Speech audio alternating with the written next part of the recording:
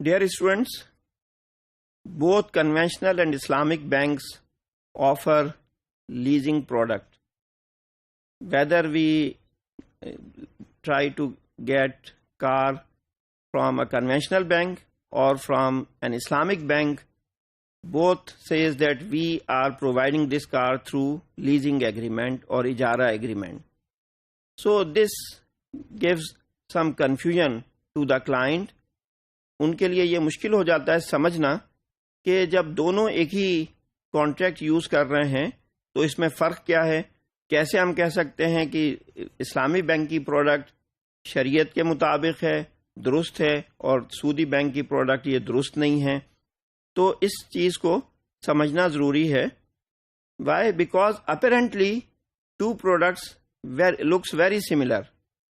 جب ہم conventional bank کے پاس جاتے ہیں وہ بھی ہمیں گاڑی فراہم کرتا ہے، ہم سے ماہانہ ایک رقم وصول کرتا ہے، اور مدت پوری ہونے کے بعد وہ گاڑی ہمارے پاس رہ جاتی ہے اور بینک کے ساتھ معاملہ ختم ہو جاتا ہے. اسلامی بینک کے ساتھ بھی ایگزیکٹلی اسی طرح ہو رہا ہوتا ہے. تو اس فرق کو سمجھنے کے لیے کچھ پوائنٹس آپ کے سامنے میں ایکسپلین کروں گا. سب سے پہلی بات جو دونوں پروڈکٹس کے درمیان فرق کرتی ہے وہ ہے ownership of the asset. Conventional bank جب گاڑی کلائنٹ کو فراہم کرتا ہے تو شروع ہی سے اونرشپ کلائنٹ کے طرف منتقل کر دی جاتی ہے، اگرچہ گاڑی کے کاغذات بطور ضمانت، بطور سیکیورٹی بینک کی ہی تحویل میں رہتے ہیں، اور کلائنٹ کو صرف ایک اتھارٹی لیٹر دیا جاتا ہے جس کے تحت وہ گاڑی کو چلانے کا حقدار ہوتا ہے. جبکہ اسلامی بینک جو ہے لیز پیریڈ کے دوران خود اونر رہتا ہے. گاڑی کی بک کے اوپر بینک کا نام بطور اونر ہوتا ہے، اور وہ بطور اونر کلائنٹ کو گاڑی چلانے کے لیے اتھارٹی لیٹر جاری کرتا ہے. تو یہ بنیادی ایک فرق اونرشپ کے حوالے سے ہے. اور اسی کے نتیجے میں دوسرا فرق یہ پیدا ہوتا ہے کہ کیونکہ کنونشنل بینک اپنے آپ کو اونر نہیں سمجھتا، اس وجہ سے وہ کوئی اپنے اوپر نقصان کا ذمہ نہیں لیتا، اور کلائنٹ کو اس کا ذمہ دار بناتا ہے کہ گاڑی کو مدت کے لیز ایگریمنٹ کے درمیان اگر کسی نوعیت کا بھی نقصان واقع ہو تو وہ نقصان کلائنٹ کا ہوگا، وہ نقصان بینک کا نہیں ہوگا. And because of this reason client is responsible to arrange insurance cover against any potential loss to the asset. مثال کے طور پر جب ایک شخص گاڑی چلاتا ہے تو گاڑی کا ایکسیڈنٹ بھی ہو سکتا ہے، گاڑی چوری بھی ہو سکتی ہے. اس نقصان سے بچنے کے لیے بینک کلائنٹ کو یہ کہتا ہے کہ آپ لازماً انشورنس کرائیں، اور وہ انشورنس کی رقم کلائنٹ ادا کرتا ہے. جبکہ اسلامک بینک کیونکہ مالک ہوتا ہے تو بطور مالک اگر کوئی نقصان ہو تو وہ نقصان بینک کا ہوتا ہے، اور اس طرح کے نقصانات سے بچنے کے لیے بینک تکافل کور حاصل کرتا ہے اور اس کے اخراجات ادا کرتا ہے. یہ ذمہ کلائنٹ کا نہیں ہوتا. اب اس میں دونوں میں فرق کیا واقع ہوتا ہے؟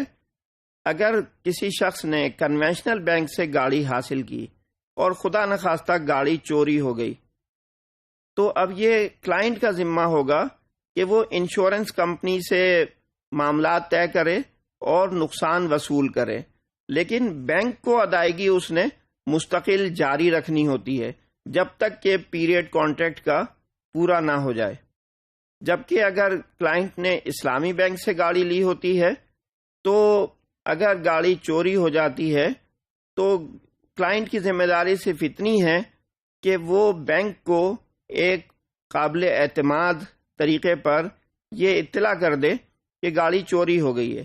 ظاہر ہے کہ یہ قابل اعتماد طریقہ FIR کا درج کرانا اور دیگر ثبوت فراہم کرنے کے ساتھ ہوتا ہے، اور یہ اطلاع دینے کے بعد کلائنٹ کا ذمہ ختم ہو جاتا ہے، اور یہ بینک کی ذمہ داری ہوتی ہے کہ وہ تکافل کمپنی کے ساتھ گاڑی کا نقصان وصول کرے.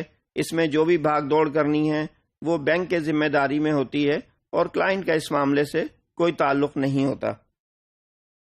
ایک اور اہم فرق اس حوالے سے وہ ہے کہ start of rental payments. Conventional bank جس دن رقم مینوفیکچرر کے نام پر ایشو کرتا ہے، چیک جاری کرتا ہے، اسی دن سے، کیونکہ وہ انٹرسٹ کی بیسس پر رقم وصول کرتا ہے، اسی دن سے انٹرسٹ کی کیلکولیشن شروع ہو جاتی ہیں اور کلائنٹ سے اس کی وصولی شروع ہو جاتی ہے. ممکن ہے گاڑی ابھی 2 یا 3 مہینے کے بعد آئے، لیکن کلائنٹ کو اس عرصے کا، وہ جو ویٹنگ پیریڈ ہے، اس عرصے کا انٹرسٹ بھی کنونشنل بینک کو دینا پڑتا ہے. جبکہ اسلامی بینک اس ویٹنگ پیریڈ میں کلائنٹ سے کچھ چارج نہیں کرتا، اور جس دن گاڑی کلائنٹ کے حوالے کر دی جاتی ہے اسی دن سے رینٹ کی کیلکولیشن شروع ہوتی ہے، اور کلائنٹ اس بات کا ذمہ دار بنتا ہے کہ وہ بینک کو پھر ماہانہ بنیاد پر یہ رینٹ دیتا رہے. تو یہ اس طرح کے نمایاں فرق ہیں جو اسلامی بینک کی پروڈکٹ اور کنونشنل بینک کی لیزنگ پروڈکٹ کو ڈفرینشیٹ کرتے ہیں، اور جن کی بنیاد پر اسلامی بینک کی پروڈکٹ شریعت کے تقاضوں کے مطابق سمجھی جاتی ہے، اس لیے کہ اس میں ان تمام اصولوں کو مد نظر رکھا جاتا ہے جو شریعت نے لیز ایگریمنٹ کے حوالے سے بیان کیے جاتے ہیں. لیکن کنونشنل بینک کیونکہ ان چیزوں کا خیال نہیں رکھتے، اس وجہ سے وہ شریعت کے لحاظ سے اللیگل کانٹریکٹ ہوتا ہے اور ایکسیپٹیبل نہیں ہوتا.